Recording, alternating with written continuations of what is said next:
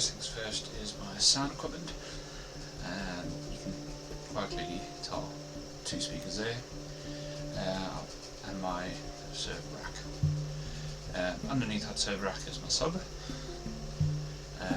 Quite clearly I've made some videos about the sound equipment on YouTube already. Some of you may have noticed I'm dead. And why have I got one of the speakers above it? Well, it's the only place I could actually put the speakers, and others may be thinking, why hasn't it fallen yet, particularly at night when sleeping? Well, that is in fact, I've actually put the wall mounts on the walls, obviously, and they're quite well screwed in as well, done properly. And I made sure that the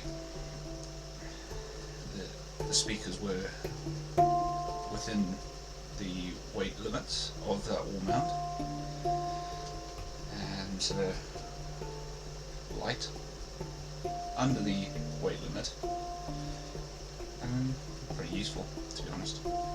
So these speakers are, I think, 250 watts each at 8 inches, so it's pretty decent.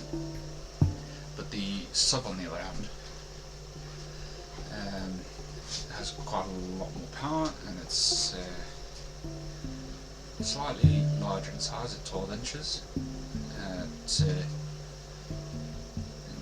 2000 watts RMS,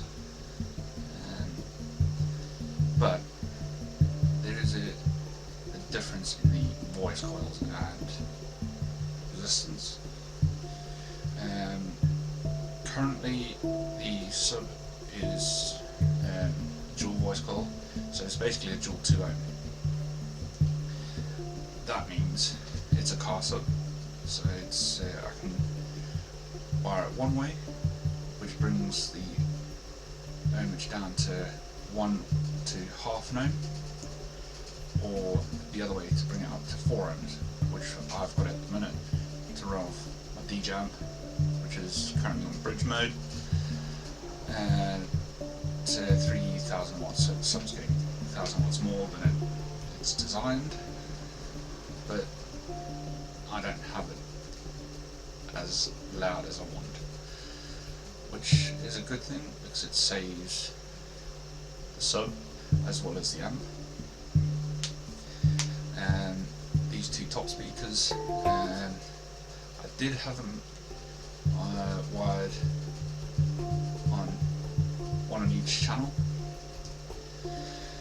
and they are a single cone, so there's a single voice coil at 8 ohms, but since changing a few things, I have decided to do bridge mode on the high-end amp, which in turns having to go through one speaker and link the other speaker to that first one, which I don't know if you can tell that there's wire that side, that's a link one, and so that is running at 1000 watt bridge mode, so these speakers are 500 watts at 4 ohms, so it's just coming out of that one channel, and they're linked, and it helps with the sound quality and levels. So it's easy to remember and deal with the volumes when it comes to music and or video. If not, why not combine it?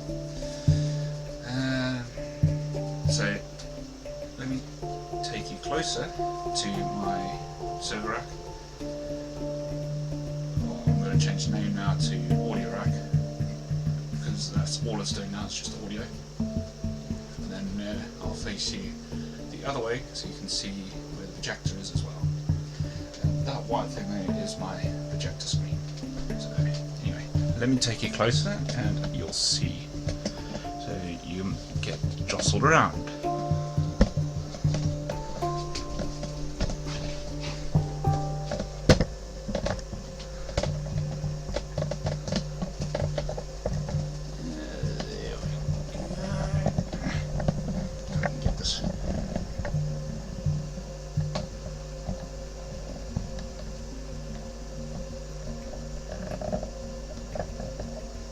So there's the stuff that I was on about, and that's my audio rack. As you probably have seen in the last video, the devices were lower. I've raised them up and put a blank spacer in. The reason for that is the two top devices do actually get quite warm. I am actually going to be putting a fan in there as well to help ventilate or take out the heat.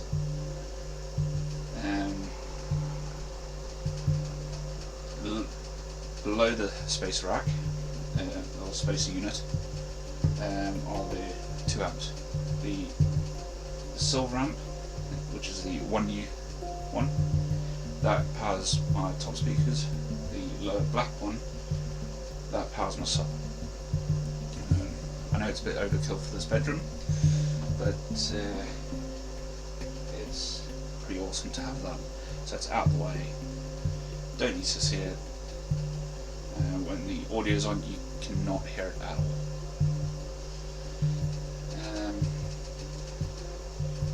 The racking itself does, the two side panels can come off, but I've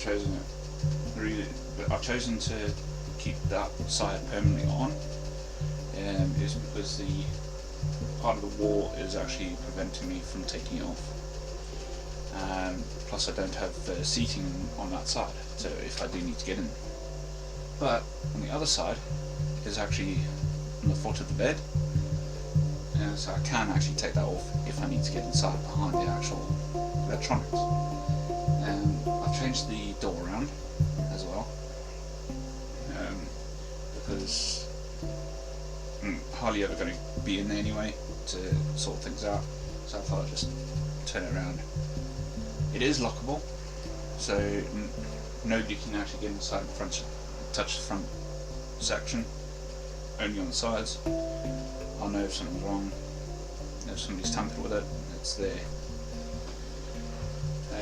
I can't get into the back because it's obviously screwed in and I don't want to faff around with it. At the top it has a fan attachment, so I can get a USB powered computer fan, or I can actually make up one myself, or I'm just going to get a USB powered computer fan and pop it in. The hole behind that is where all the cables are going in and out, so you've got power and audio going in and audio out to the speakers. That's, thankfully it doesn't rattle. I thought it would due to the base, but it doesn't. It's securely fastened in. And now I'm going to turn the camera around so you can see my electronics. It may be a little bit confusing to people who don't really understand electronics. When I started DJing work, it kind of confused me, but it doesn't now, to be honest. First time I touched a Mac was back in 2010, because I did a year's college work, and that was to the digital musician, or DN for short.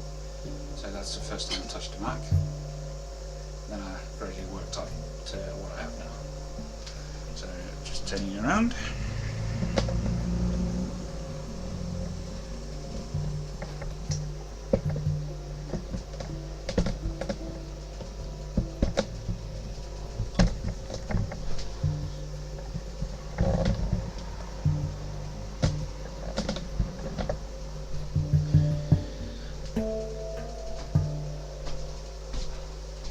So here we have two of my Macs with two external screens, as I've mentioned and shown in some of my previous videos. I use that one for all the main stuff, work-wise, so DJing, transfers, and garden work. The left one I just use for like storing transfer DVDs or films,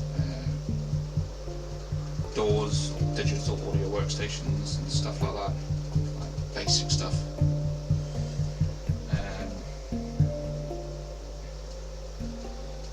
I've only got that Mac hooked up to a projector,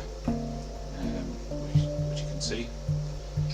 I still need to connect the left one up so I can watch all the films that I've transferred from DVD onto a hard drive.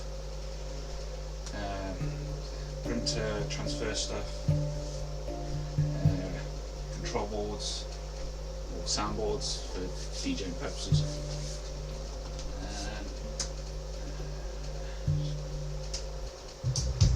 As you can tell, the music is coming from my Mac into the rack out through my speakers.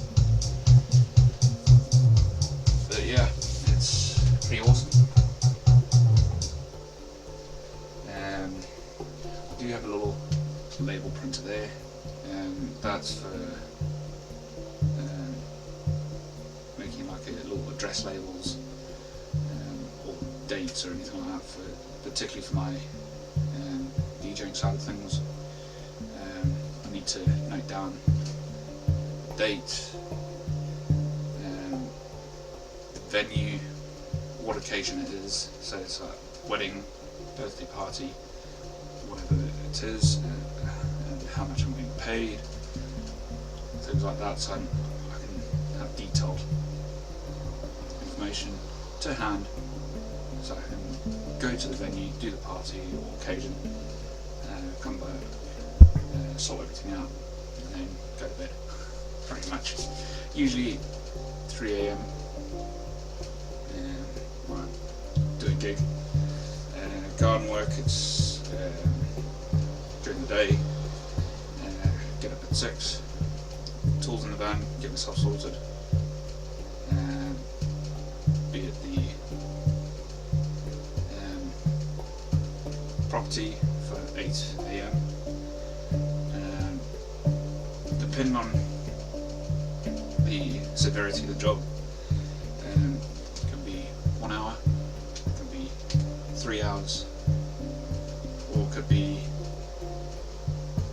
all the way up until 5 PM. I only charge what I see fit. Yeah, it's pretty awesome though. It's good money when you get going and stuff like that. And the other thing is, in another one of my videos I've mentioned about hard drives, I did have 2 8-bay caddies, one for the right and one for the left. They've now moved into that there with all the stationery, but I do have 2 2-bays which I have on the shelf, so if I'm using any of my spare hard drives with data on from another computer, I can do so, pop them straight in there onto that Mac or one of those 2 Macs, depending on what information I have on those drives. At the moment I'm using a portable 4TB hard drive, so I'm using that for the time being until I actually figure something out. I've got a third 2-bay caddy. That's primarily for my DJing, but I do want to show you this though.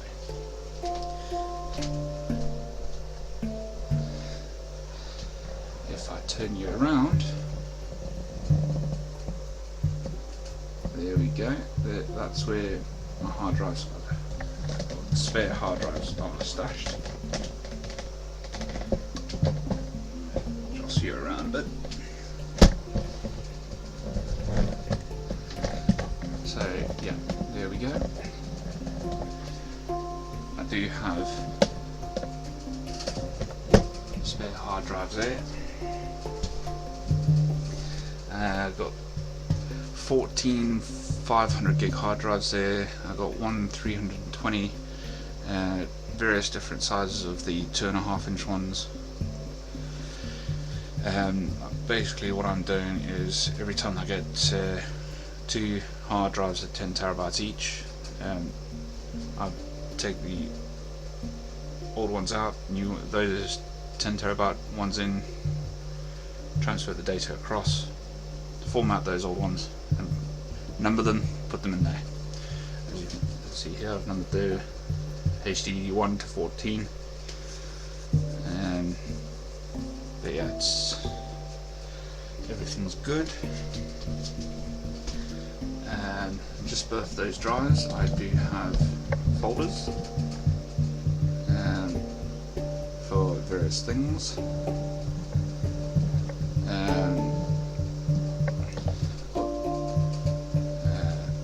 2 invoice folders, one for gardening, one for DJing. I've got 2 folders that have empty A4 pockets. One for certificates, one for the nights.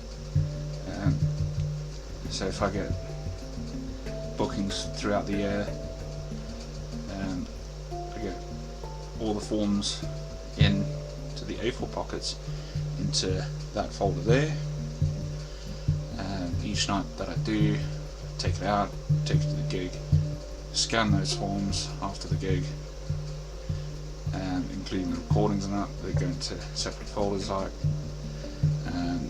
that one there is for any possible dates that aren't yet confirmed.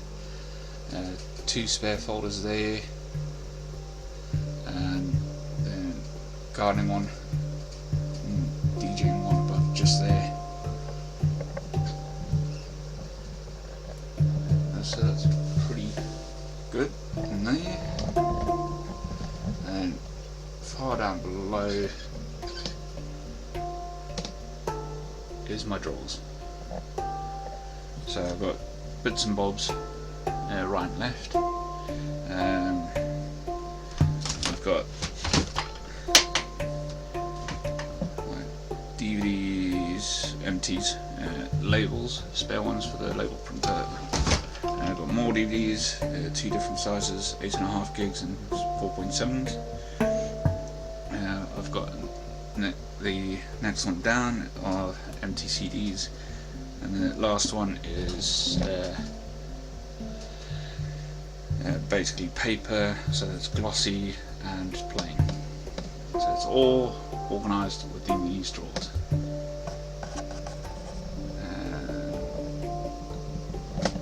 I've also got a 4-string bass and a 6-string electric, and various bits of bobs of memorabilia. So yeah,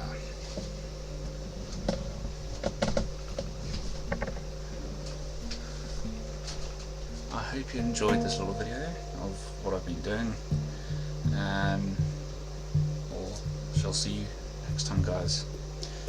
Thank you very much and good night. And oh yeah, Happy New Year.